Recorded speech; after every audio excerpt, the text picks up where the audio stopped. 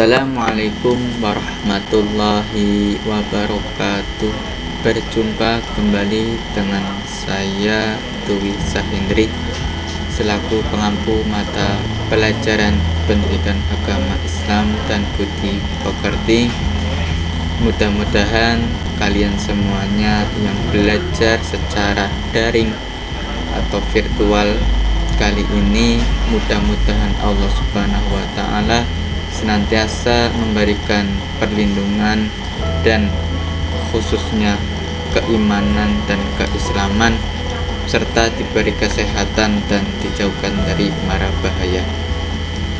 Pada kesempatan yang insya Allah diberkahi, kesempatan kali ini kita bersama-sama belajar menebarkan Islam. Maksud daripada menebarkan Islam adalah mengenalkan ajaran-ajaran Islam kepada masyarakat umum dengan cara yang ramah, bijaksana, dan tidak penuh dengan amarah ataupun kekerasan. Materi ini cukup penting karena melihat di beberapa berita, bahkan menurut pandangan umum manusia, tatkala Islam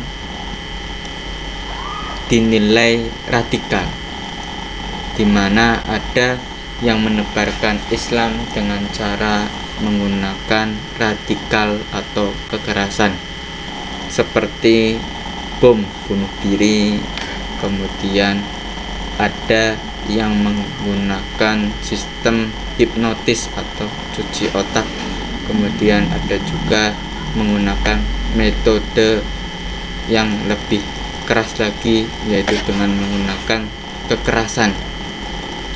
Nah, dengan adanya hal demikian adalah cara-cara yang tidak dibenarkan oleh Rasulullah Shallallahu Alaihi Wasallam, karena menebarkan atau mengenalkan ajaran-ajaran Islam kepada masyarakat umum tentunya harus menggunakan metode-metode yang ramah dan penuh dengan kasih sayang, sehingga bisa diterima ajaran-ajaran Islam oleh masyarakat umum. Jangan sampai pandangan masyarakat umum menilai Islam itu radikal atau keras. Pada hakikatnya Islam itu adalah rahmatal lil alamin, artinya adalah rahmat atau kasih sayang untuk alam semesta ini, meliputi manusia, hewan, dan lingkungan yang menjadi tempat tinggal kita. Lantas, menebarkan Islam atau mengenalkan ajaran-ajaran Islam dengan cara yang hikmah atau bijaksana, sopan, damai, dan santun adalah metode yang dianjurkan oleh Rasulullah SAW, yaitu dengan metode yang pertama yang kita akan bahas, yaitu metode khutbah. Apa itu khutbah? Pengertian khutbah. Khutbah secara bahasa berasal dari bahasa Arab, yaitu khutbatun. Jika kata khutbatun berasal dari kata mukhatibun, maka berarti saling berbicara atau terjadi pembicaraan. Jika kata khutbah berasal dari kata khutbah, maka berarti berbicara tentang hal yang besar. Khutbah di sisi lain juga memiliki makna peringatan, pembelajaran, dan nasihat dalam kegiatan ibadah.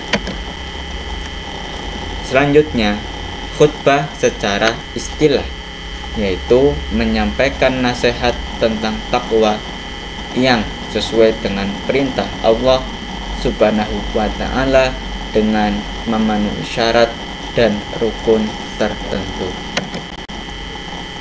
Kemudian ada pula khutbah secara istilah yang lain, yaitu kegiatan menyampaikan nasihat kepada kaum muslimin dengan syarat dan rukun tertentu yang berkaitan dengan sah dan sunnahnya khutbah. Khutbah sering dikaitkan dengan ibadah sholat. Khutbah Jumat merupakan khutbah yang dilaksanakan sebelum sholat Jumat dilaksanakan. Kemudian ada pula khutbah yang sesudah sholat Idain atau sholat sunnah Idul Adha dan sholat Idul Fitri. Maka khutbah itu biasa disebut dengan khutbah Idain atau khutbah Idul Adha dan Idul Fitri. Selanjutnya ada pula khutbah tidak dikaitkan dengan ibadah sholat, namun dikaitkan dengan nikah, maka disebut dengan khutbah nikah, yaitu khutbah yang dilakukan saat akad pernikahan. Dari semua khutbah, baik yang dikaitkan dengan sholat ataupun tidak, wajib memenuhi syarat dan rukun daripada khutbah agar khutbahnya sah dan diterima sebagai amal soleh di hadapan Allah Subhanahu wa Ta'ala. Selanjutnya dibahas tentang syarat khutbah. Syarat khutbah ini harus dipenuhi semuanya. Jika salah satu daripada syarat khutbah ini tidak terpenuhi, maka khutbahnya tidak sah. Lantas apa saja syarat khutbah? Yang pertama, khutbah dilaksanakan saat sudah memasuki waktu sholat. Contohnya khutbah Jumat. Khutbah Jumat dilaksanakan ketika waktu sholat Jumat itu sudah masuk. Jika waktu belum masuk tetapi memaksakan pelaksanaan khutbah Jumat, maka khutbah itu tidak sah. Kemudian khutbah dilakukan dengan cara berdiri. Khutbah tidak diperkenankan dengan cara duduk.